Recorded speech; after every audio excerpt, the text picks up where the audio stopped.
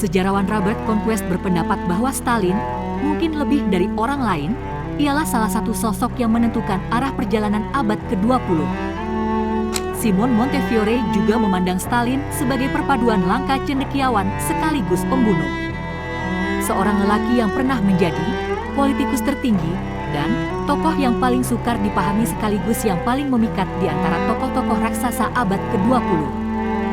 Namun sebagian besar dari orang-orang di dunia barat maupun orang-orang Rusia yang anti-komunis memandangnya secara sangat negatif sebagai seorang pembunuh massal. Sejumlah besar orang Rusia dan Georgia menghormatinya sebagai seorang negarawan besar dan pembangun negara. Kendati demikian, Stalin juga telah digambarkan sebagai seorang teroris karena kegiatan-kegiatan terkait revolusi yang pernah ia lakukan di Georgia. Indonesia Channel lebih jauh bakal menyajikan informasi seputar rekam jejak Joseph Stalin, tiran Soviet yang mengguncang dunia lewat gagasan dan cara berpikir di abad ke-20.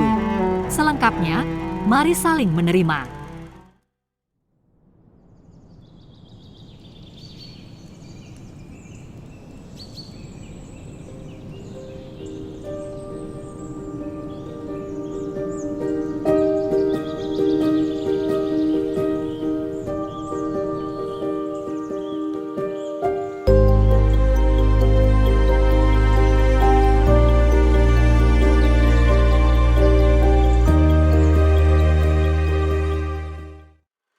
Stalin memperkuat dan menstabilkan Uni Soviet, lalu mengubahnya menjadi sebuah kekuatan besar dalam 3 dasawarsa di dunia. Banyak sejarawan yang memperkirakan bahwa tanpa kepemimpinan Stalin, Uni Soviet mungkin sudah lama runtuh sebelum tahun 1991. Saat ia wafat, Uni Soviet telah berubah menjadi sebuah kekuatan dunia dan raksasa industri dengan populasi yang terdidik. Menurut Robert Surface, Uni Republik Sosialis Soviet di bawah rezim Stalin boleh berbangga atas capaian-capaian yang menakjubkan di bidang urbanisasi, kekuatan militer, pendidikan, dan harga diri Soviet. Meskipun dipandang hina oleh jutaan warga Uni Soviet, dukungan bagi dirinya tetap saja mengalir dari seluruh kalangan masyarakat Uni Soviet. Stalin dan genosida. Menurut Robert Surface, Stalin adalah salah seorang tokoh terjahat dalam sejarah, tokoh yang memerintahkan pembunuhan manusia secara sistematis dan berskala masif. Oleh Plevniuk berpendapat bahwa tindakan-tindakan Stalin menjungkir balikan atau sepenuhnya menghancurkan secara harfiah kehidupan berjuta-juta manusia. Ia memperkirakan ada sekurang-kurangnya 60 juta orang yang mengalami satu dan lain bentuk penindasan atau diskriminasi di bawah rezim Stalin. Catatan-catatan resmi menunjukkan bahwa 800.000 orang tewas ditembak mati di Uni Soviet antara tahun 1930 dan 1952, meskipun lebih banyak lagi jumlah orang yang tewas selama menjalani penyiksaan atau tewas akibat kondisi hidup yang buruk di kamp-kamp kerja paksa. Jauh lebih banyak lagi yang tewas akibat bencana kelaparan, terutama bencana kelaparan 1932 hingga 1933. Menurut perkiraan-perkiraan yang dibuat pada era Perang Dingin, jumlah korban jiwa pada masa pemerintahan Stalin mencapai angka 60 juta, tetapi perkiraan-perkiraan yang lebih mutakhir menunjukkan angka yang jauh lebih rendah.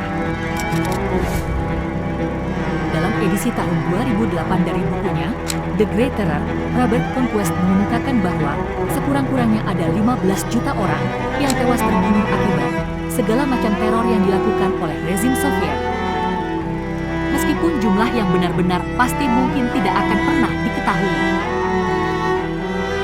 Sejarawan dan peneliti asing Stephen G. Wheatroff menisbahkan sekitar 3 juta korban jiwa kepada rezim Stalin, sudah termasuk korban jiwa dari tindakan kejahatan akibat kelalaian namun belum termasuk korban jiwa akibat bencana kelaparan, yang menurut perkiraannya dan perkiraan sejarawan Robert William Davis mencapai kisaran angka 5,5 sampai 6,5 juta.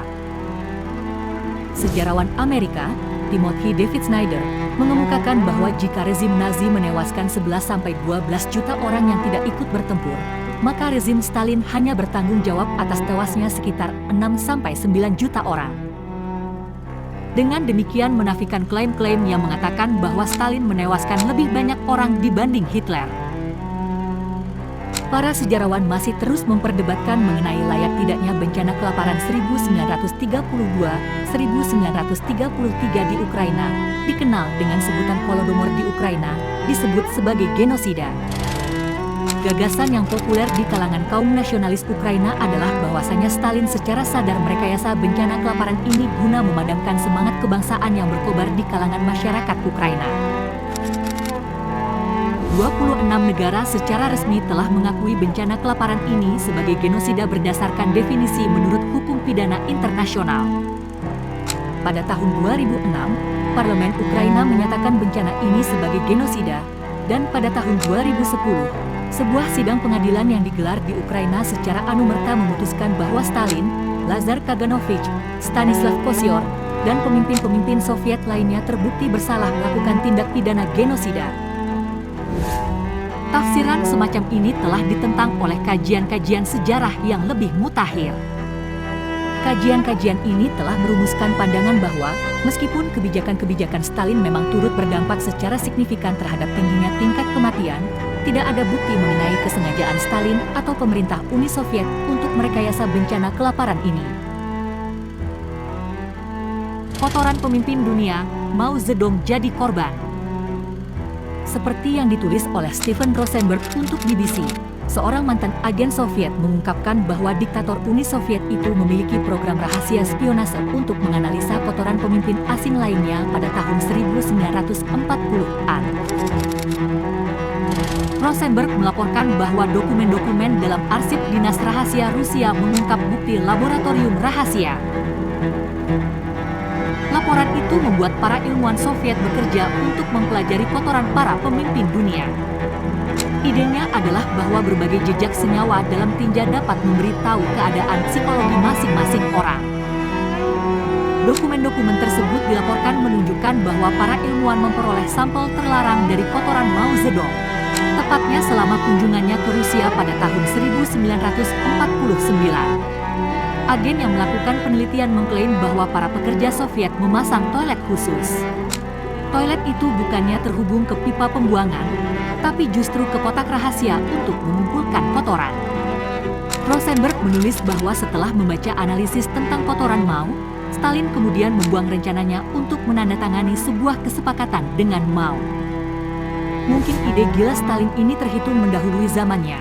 Mengingat sekarang di Jepang bahkan Anda dapat buang air besar di toilet mewah yang kemudian membagi analisis kotoran Anda melalui URL dengan segala informasi kesehatan.